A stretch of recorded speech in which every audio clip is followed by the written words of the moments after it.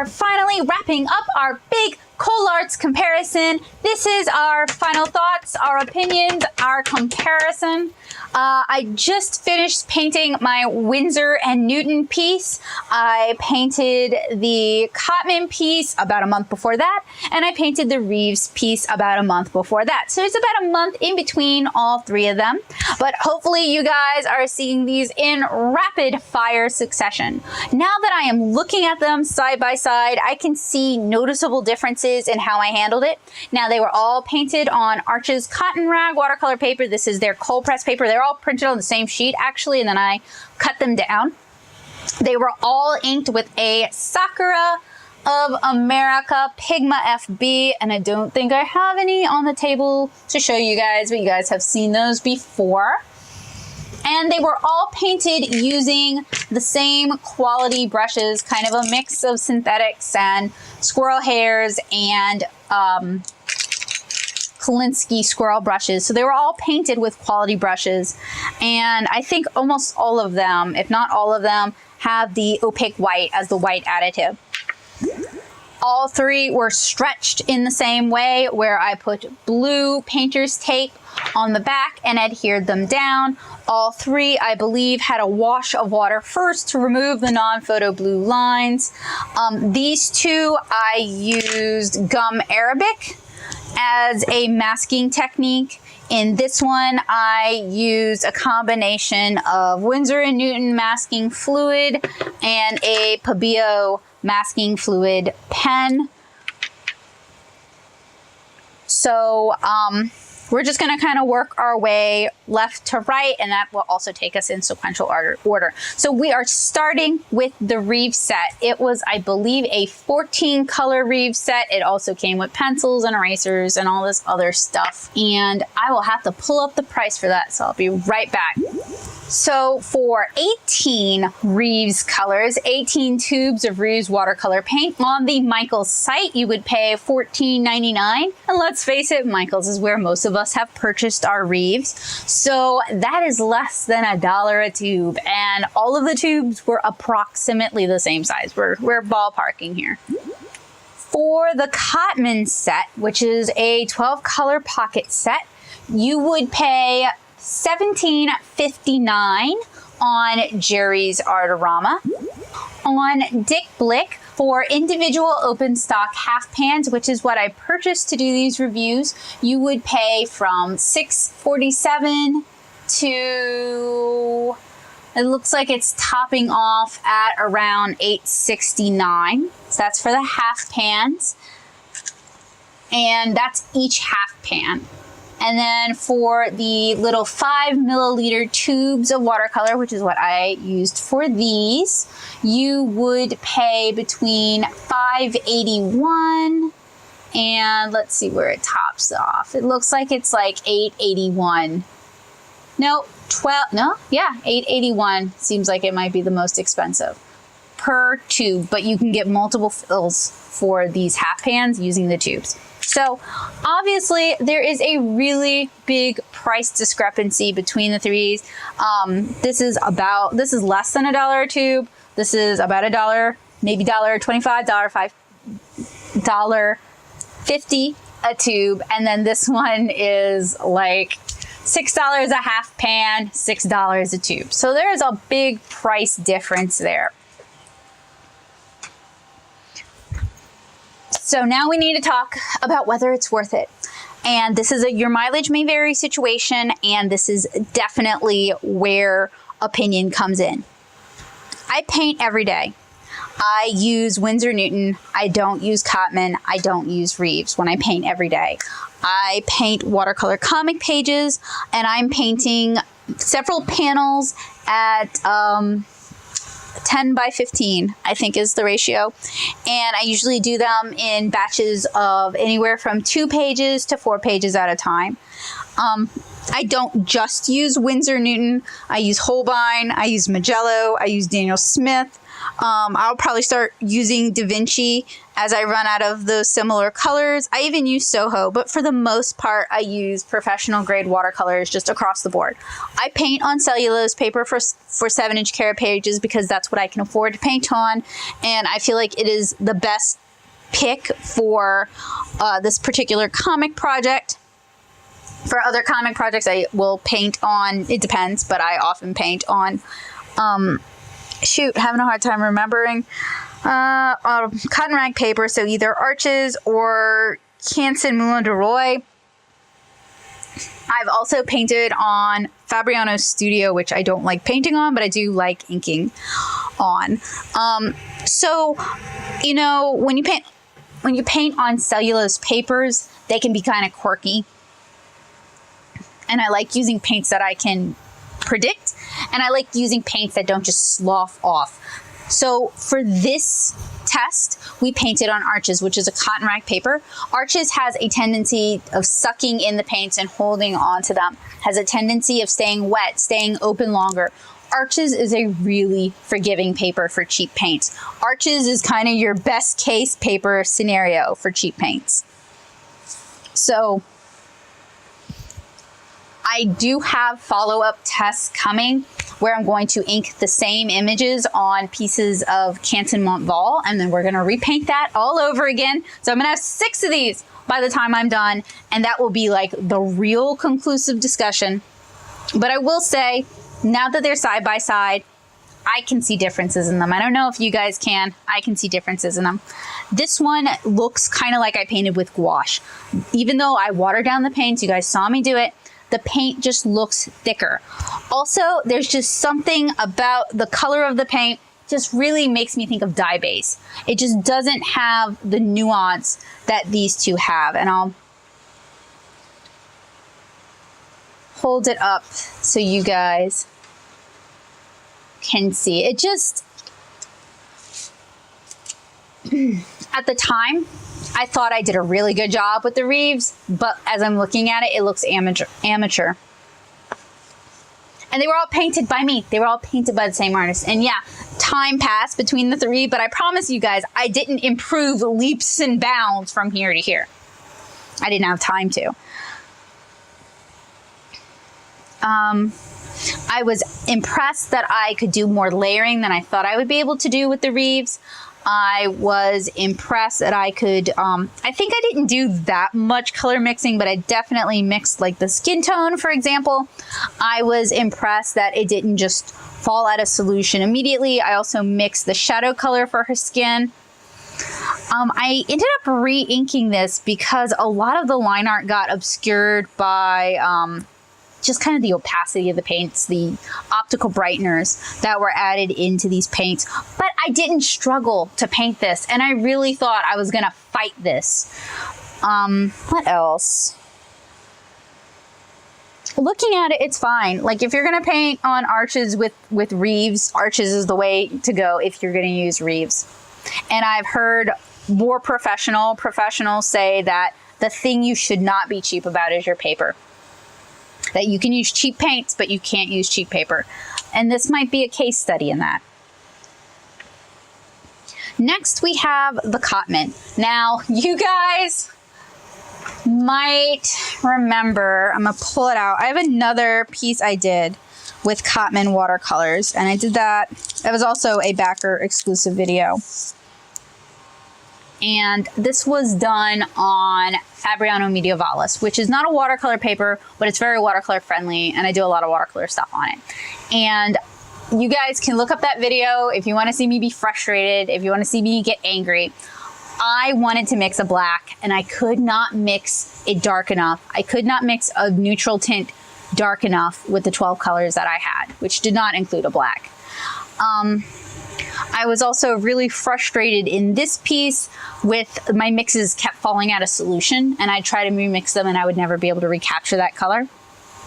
And I just really remember hating Cotman when I did this. So when I did it on the Arches, and this is a nice paper, it's not a watercolor paper, but it is a cotton rag paper. It's a nice paper. When I did the Cotman on the Arches, it was a lot like the Reeves. I didn't have any substantial problems. I did kind of a gray cloudy sky in the background. We did some back bleeding. We did some lifting. We did a little bit of dry brush. I used the gum arabic as a mask. I went in later with the bleed proof white to add some highlights.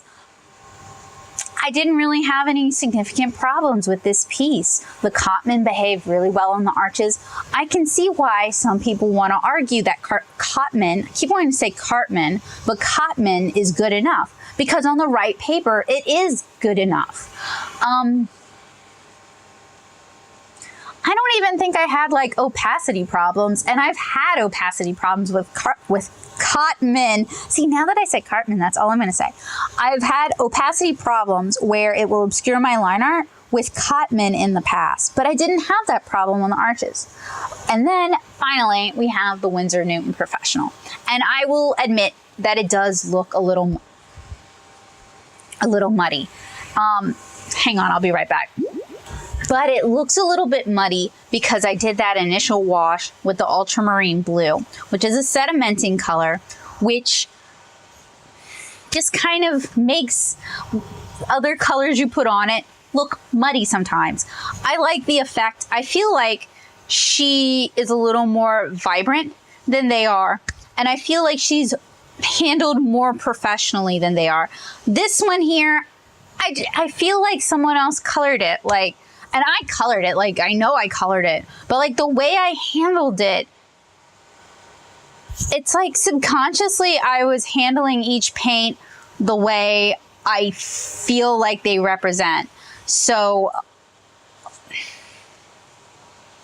because like my brush work in this one is much larger, you know, and then it gets a little bit finer here, but I'm not necessarily doing any kind of blending. And then over here, I'm doing that wet into wet blending and getting a little bit of the sun dapple effect. And I also have more tinting here, which allows me, when I add those whites, it really makes those whites pop out. Whereas over here, the whites just aren't that impressive because my color value never gets dark enough for them to pop, for there to be enough contrast.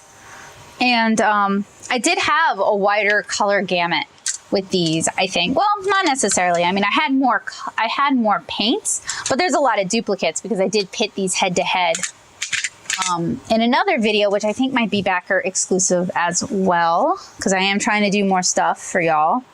Yeah, so this is the half pan and these are the whole pans. And I was trying to figure out if there were substantial differences between the two, and my resolution was not really, and they were both painted on Medievalis. And yeah, there's some muddiness going on with the rose, but that's my fault. And then it's doing something really weird down here, and I can't figure out if I did that or if it like brushed off or what, but I think that's my fault also. Anyway, so really it depends on what you're buying watercolor for and what you want to do with it and what your goals are for yourself. I think the professional grade Winsor & Newton stays in solution longer than the Cotman because it doesn't use as many binders and it doesn't have as many optical brighteners in it. And the optical brighteners are just added to kind of make the colors pop in the pans so that the mass tone of your paint appears lighter and more appealing. Often people who don't watercolor will complain about how dark the colors are in the pans. Often that has more to do with the translucency, because like translucent colors, for example, they look like, this looks like brown, right? Like they look dark in the pan and then you swatch them. So, I lost my train of thought. I'm so sorry. It's 1:22. I'm trying to power through and I apologize for this. Yeah, it really depends on what you're looking to do. If you just want to add like a little color to something, like just 1 or 2 layers, either of these will be fine. If you're looking for something really, really cheap that you can play around with and figure out if you like watercolor, Reeves is fine, but invest the $14 in a pad of arches because it's going to behave so much better. But if you want to do more color mixing, if you want your colors to be more true, if you want more translucency and transparency, which is something people often like about watercolor, and you're willing to make the investment, you think you're going to stick with watercolor for a while, I would say go ahead and go with the Winsor Newton Professional. There is a reason they offer the Cotman as like a student grade. So you can figure out if you like watercolor without spending an arm and a leg. But if you're really going to use a lot of watercolor and you're looking to start buying professional grade, then I would say go ahead and get the Winsor Newton half pans over these two. Now, if you're buying for a younger artist, I would say get the Cotman for a teen who, actually, you know, just get the Cotman. Because the thing is, the price difference between the 18-piece Reeves, that's $14.99, and then the 12-piece Cotman, that was like $17.99 on Jerry's. It's not a substantial difference, but the Cotman is just a lot better than the Reeves. And with this Reeves, I didn't use it from the tube. I dried it out in half pans, and I think that definitely affects how it handles, and I think it improves how it handles. So if you're using Reeves and you're trying to squeeze the last bit of life out of your tubes, dry them out, put them in the half pans. I've had good experiences with them reconstituting. If you have trouble with them reconstituting, let me know, and I'll kind of amend this statement. That's a good way to kind of use up what you have and make the best of it. But if you're buying for a younger person, let's say anyone over the age of 12, you can go ahead and get them Cotman. Cotman uses hues rather than like actual cadmiums. Hues are often cheaper, but they're often less toxic or just non-toxic alternatives. Whereas the Winsor & Newton Professional does use toxic it uses toxic pigments, toxic compounds. There are cadmiums in the Winsor & Newton line. A lot of the professional grade stuff do use the more toxic chemicals. So when I joke about dying of cancer, that's not necessarily a joke. And I lost my dad to lung cancer, so it really, cancer might be my future. And I'm sure I'll feel differently if I get cancer. I just really like how they handle.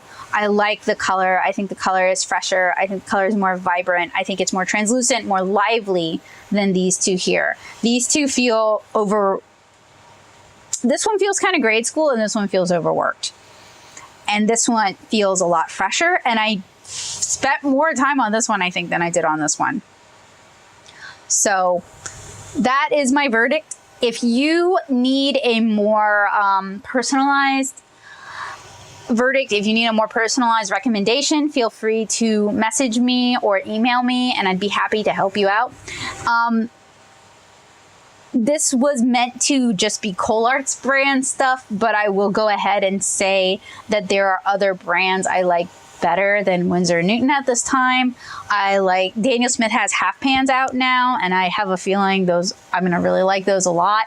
Core is just phenomenal. Like they're really good watercolors. They're really pretty colors. They don't use gum arabic. They use aquazole, which is actually clear rather than honey color. So your blues are really, really blue, and they mix really well. And Da Vinci makes gorgeous watercolors. Sennelier makes really, really nice watercolors, and M. Grams makes really nice watercolors. And I'd recommend all of those over Winsor Newton Professional. But the thing is, Winsor Newton Professional, you can get those like anywhere. You can get those at, anywhere, but like you can get them at Michael's. You can get them at pretty much every mom and pop art supply store. You can get them at Blick. You can get them through Jerry's. So like Winsor & Newton they've got a lot of market share, and they're very accessible. So, but if you're ordering online, then maybe try some of those other brands. They're all in the same price ballpark as Winsor & Newton as well. So I hope this was helpful for you guys. I really appreciate you not only sticking with me for this video, but for sticking with me through the field test, which I know probably dragged on. But it's so nice to get to talk to you guys, and I really enjoy it. And I want to let you guys know how much your support and your encouragement means to me. and I want to be able to open up to you guys in a way that I don't open up this way on my blog anymore. I don't open up this way publicly on YouTube anymore. There's just too many people looking for blood and looking for an easy target, and I don't want to be that person for them anymore. So it's really nice to just kind of be myself with you guys, and even if that means I talk forever. And I just kind of missed it. And yeah, it's hard for me to like put that into words without getting overly sentimental. But I sincerely appreciate your support, and I really appreciate your encouragement, and I like looking at y'all's art, and I like knowing that in some small way the things I do are helpful for you guys. That really means a lot to me. And if it weren't for you guys, I would have stopped the blog, and I probably would have quit YouTubing by now, because like without you guys, they're just not worth it. And I don't just mean the financial support. I mean like the y'all actually talking to me on Patreon sometimes, or messaging me through email, or talking to me on Discord. Like the engagement I get from you guys is a big part of why I still do it. And knowing that you guys are actually interested in what I'm doing is a big part of why I still do it.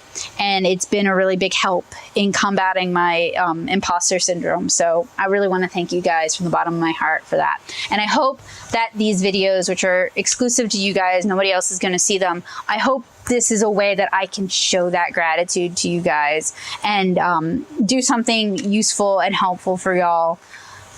And, you know, just find a way to say thank you. So thank you guys so much. I do have some other backer exclusive series planned where I do field tests and where I do head-to-head comparisons. And as always, if there's something you want to see, please do let me know. I know it takes me forever. I know it takes me forever to get to your requests, but it's not, I don't ignore them. I'm always thinking about them. It's just me getting to them, which I'm sure you guys can appreciate. But I wanted you guys to know that I do take those to heart.